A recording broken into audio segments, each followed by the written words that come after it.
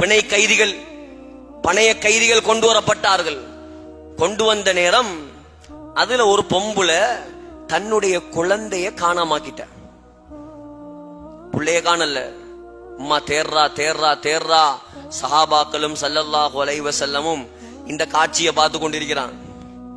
கொஞ்ச நேரத்துல புள்ள கிடைச்சதோட அந்த தாய்க்கு வந்த சந்தோஷம், அப்படியே அந்த புள்ளைய தூக்கி வாரி அள்ளி எடுத்து முத்த மலைகளால் அந்த குழந்தையை குளிப்பாட்டி பால் கொடுக்க ஆரம்பித்தாள்.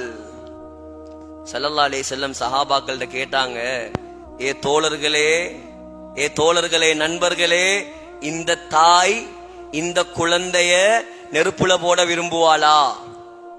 யா ரசூலல்லாஹ், எவ்வளவு இரக்கம், எவ்வளவு பாசம், எவ்வளவு அன்பு! இந்த புள்ளைய இந்த அருமையான தாய் நெருப்புல போடுவாளா யா ரசூலல்லாஹ்? சொன்னாங்க, இந்த தாயுடைய அன்பு உங்களுக்கு விளங்குது. எங்கட அல்லாஹ் எப்படி அன்புள்ளவன் தெரியுமா? லல்லாஹு அர்ஹமு பிஇபாதிஹி மின் ஹாதிஹி பிவலதிஹா. இந்த தாயை விட அல்லாஹ் பல மடங்கு எங்களோடையும் உங்களோடையும் இரக்கம் உள்ளவன். அதான் சகோதரர்களே, நம்மளை விட்டு வைத்திருக்கிறான் அவன்.